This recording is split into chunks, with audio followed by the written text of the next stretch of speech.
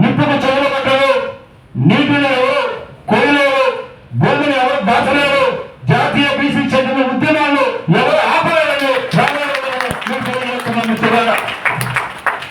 ఎన్నాళ్ళు ఈ విధంగా ఇదే విషయంలో మనం ఉంటే ఇంకా ఎన్నాళ్ళు ఇది ఒక ఆలోచన, ఒక విధానమైన ఉంది.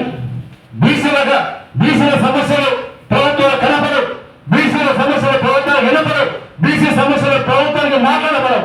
ఇవి ఫిక్స్ చేసుకునేటువంటి విధానంలో ఉన్నారు. అది కాదు, మనం వీళ్ళందరూ కూడా కదిలించాలంటే ఒక చాలా మహత్తరమైన ఉద్యమం మనం చేయాల్సిందే. లేనిచో చాలా వెనుకబడిపోతామని మనం తెలుసుకోవాలి. రాజుల కాల వ్యవస్థ నుంచి, మూతికి ముంద కట్టుకుంటున్న వ్యవస్థ నుంచి, ముట్టికి తాటాకు కట్టుకునే వ్యవస్థ నుంచి, పట్టుకున్న మైలు పట్టాలనే వ్యవస్థ నుంచి ఒకే ఒక ఆలోచనతో ఈ దేశాన్ని భవిష్యత్తులో మార్చిన డాక్టర్ బిఆర్ అంబేద్కర్ గారి ఆదర్శంగా తీసుకొని రాబోయే రోజుల్లో పోరాడాలి. మనకు తెలుసో లేదో, ఒక 500 సంవత్సరాల క్రితం కనీసం మనిషి స్వేచ్ఛగా తిరిగేటువంటి వ్యవస్థ కాదు ఈ దేశంలో. మనిషిని గౌరవించే వ్యవస్థ కాదు, మనిషిని ముట్టుకుంటే మైలుతున్న వ్యవస్థలు. ఆ వ్యవస్థలో నుంచి ఒక మహానుభావులు పుట్టడం వల్ల ఈ దేశ స్వరూపమే మారింది. ఆయన కంటే ముందు మహాత్మా జ్యోతిరావు పూలే గారు ఆయన చదువుపైన ఒక విశ్లేషణ చేసి చదువుతోనే ఈ దేశంలో ప్రక్షాళన అవుతుందని చెప్పిన వ్యక్తి, ఆయన ఆలోచనలను తీసుకున్నటువంటి మహనీయుడు డాక్టర్ బిఆర్ అంబేద్కర్ గారు.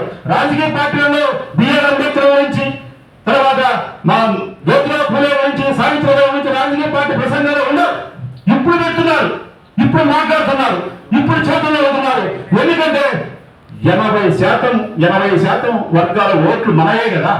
ఇప్పుడు అందరూ చైతన్యవంతులు అవుతున్నారని వాళ్ళు ఆ విధంగా ముందుకు వచ్చారని తెలియజేస్తున్న మిత్రులారా. అందుకే ఈ వ్యవస్థలో మన జనాభా ఎంత, మన వాటా ఎంత, మనము సమీప భవిష్యత్తులో ఏం చేయాలి, చేయకపోతే మనకు కలిగే నష్టాలేంటి, వీటన్నిటిపై వివరించడానికి రాబోయే రోజుల ఒక ప్రణాళిక మనము చేసుకుంటున్నాము. ఆ ప్రణాళికబద్ధంగా ఇప్పుడు మనకు కమిటీలు ఉన్నది, జాతీయ కమిటీలు మిగతా రాష్ట్రాలతో కోఆర్డినేషన్ చేసుకుని కమిటీ నిర్మాణాలు చేయాలి. ఈ మధ్య మీరు తెలుసు, మన గ్రూప్ లో ఉండే సభ్యులుగా చెప్తున్నాం, మన గ్రూప్ లో సభ్యులు ఎంతమంది కమిటీ